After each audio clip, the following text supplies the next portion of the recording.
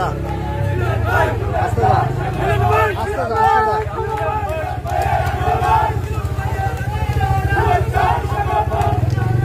আস্তে ঘাড়ো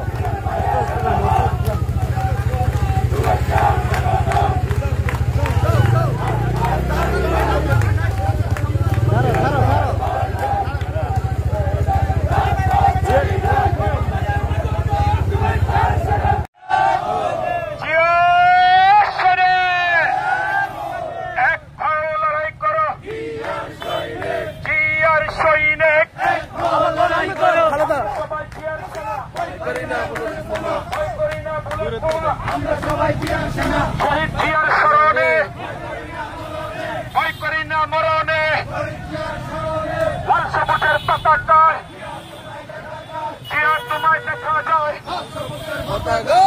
জিয়া লোকান্তরে লক্ষ জিয়া করে করে জিয়ার সেনা স্বাগতম বেবি আবার আগমন শুভেচ্ছার স্বাগতম বেবি আবার আগমন শুভেচ্ছার স্বাগতম ভয় করি না পুরুষমা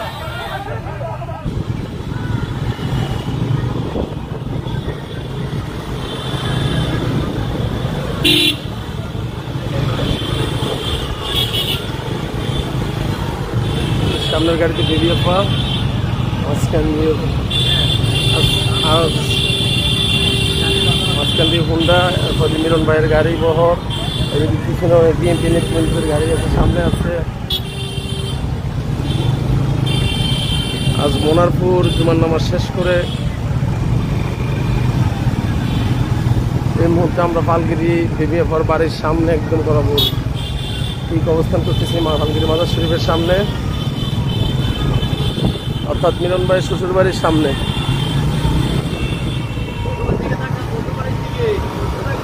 মিলন ভাইয়ের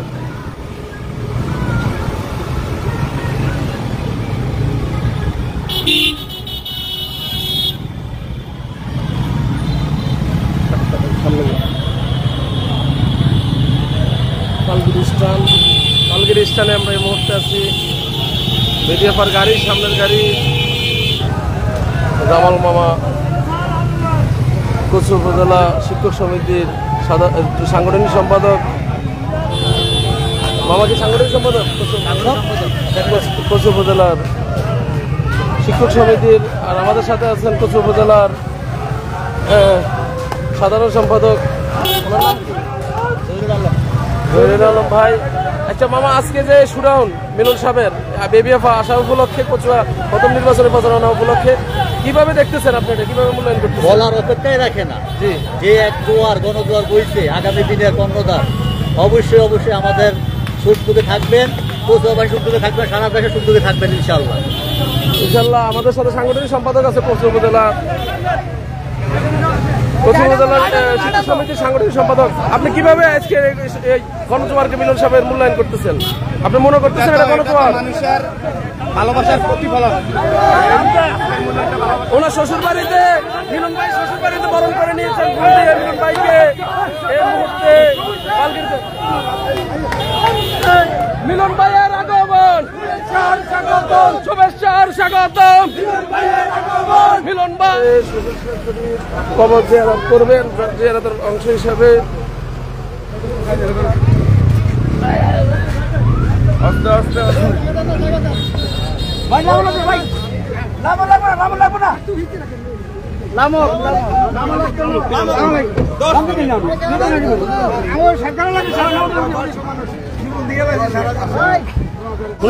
আমাদের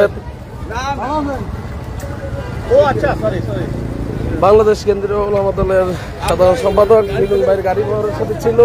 আজকে আপনি মিলন ভাইয়ের যে নির্বাচনের প্রথম কর্মসূচি হিসাবে